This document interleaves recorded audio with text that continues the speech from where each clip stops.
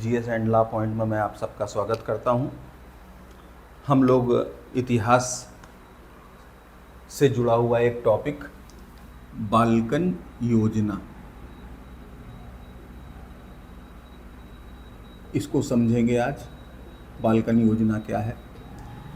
दरअसल जब हमारे देश में कैबिनेट मिशन योजना आई थी, यानी वही आज़ादी के आसपास की बात है, जब आज़ादी मिलने ही वाली थी हमको अंग्रेज़ों से,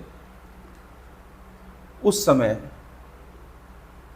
लॉर्ड माउंटबेटन अंतिम वायसराय थे भारत के। तो उनको इसीलिए भेजा गया था कि भारत की स्थितियों का आकलन करके आप जो इंडिपेंडेंस एक्ट है उसको एक्टिव करें। तो उन्होंने भारतीय नेताओं के साथ 24 मार्च से लेकर के 6 मई तक लगभग 1.5 महीने के दौरान 133 मीटिंग्स की। 24 मार्च से 6 मई,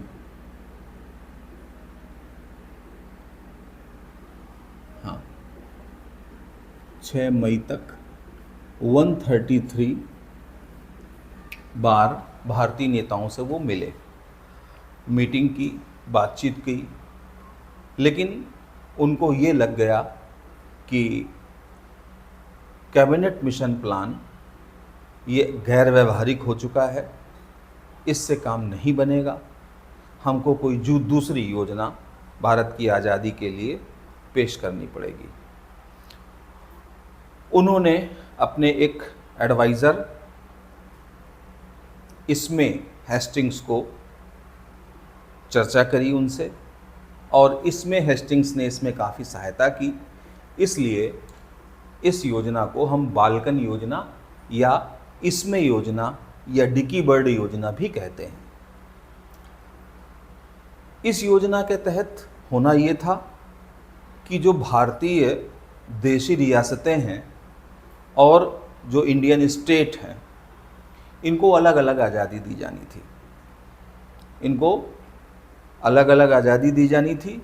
साथ ही एक बात ये कही गई कि बंगाल और पंजाब की विधायिकाएं ये स्वयं तय करें कि उनको डिवाइडेशन करना है, अपनी विधायिकाओं के हिसाब से अपने क्षेत्रफल का बंटवारा करना है, और बंटवारा करके कौन सा हिस्सा पाकिस्तान से जुड़ेगा, कौन सा हिस्सा भारत से जुड़ेगा, ये वो तय कर सकते हैं। तो इसके लिए ये योजना बनाई गई। अब इस योजना में इम्प्लीमेंट की बात आई, तो जब ये योजना की जानकारी नेहरू को मिली, जब इस योजना की जानकारी नेहरू को मिली, तो नेहरू जी ने शिमला में मिली। शिमला में माउंटबेटन से नेहरू जी मिले। 10 मई को नेहरू जी की मुलाकात हुई। तो उन्होंने इस पर बहुत कड़ी नाराज़गी व्यक्त की, और इतनी कड़ी नाराज़गी व्यक्त की कि माउंटबेटन ने तुरंत इस योजना को आनन फानन में रद्द कर दिया। अब क्या किया जाए? कैबिनेट मिशन पहले ही गैर व्यवहारिक हो चुका है, बाल्कन योजना को नेहरू जी ने रिजेक्ट कर दिया है। अब भारत की आज़ादी के लिए क्या किया जाए? तो ऐसे में वीपी मेनन, जो कि सरदार पटेल के सचिव थे, वीपी मेनन और पटेल ने एक प्लान तैयार किया था। उस प्लान के तहत ये किया गया था कि जो डोमिनियन स्टेटस है, जो डोमिनियन स्टेटस के आधार पर भारत और पाकिस्तान को 2 केंद्रीय व्यवस्थाओं के हिसाब से अलग अलग कर दिया जाए, 2 केंद्रीय सरकारों के हिसाब से अलग अलग कर दिया जाए डोमिनियन स्टेटस के आधार पर। इस योजना को स्वीकार कर लिया गया, और इसमें यही योजना, यानी वीपी मेनन की और पटेल की जो मेन योजना थी, इस योजना को इंडिया इंडिपेंडेंस एक्ट का ये आधार बनी और इसकी पुष्टि जो है वो 18 जुलाई को हो गई। ब्रिटिश संसद ने और ब्रिटिश सम्राट ने इसको 18 जुलाई को इस योजना को पास कर दिया। किस योजना को? इंडिपेंडेंस ऑफ इंडिया एक्ट 18 जुलाई को पास कर दिया। 18 जुलाई को पारित कर दिया गया। इसके बाद आपको बताना चाहेंगे कि इस योजना में कहा गया कि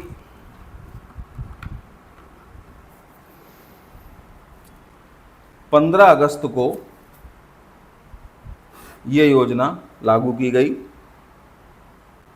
और इसमें बात ये मेन आती है कि बाल्कन योजना क्यों कहते हैं। जिस तरह से यूरोप में बाल्कन स्टेट्स हैं, बाल्कन देश हैं, छोटे छोटे से बाल्कन देश अलग अलग संगठित किए गए हैं, उसी तरह से भारत में ये छोटे छोटे जो देशी रियासतें हैं इनको अलग एक देश का दर्जा दे दिया जाएगा।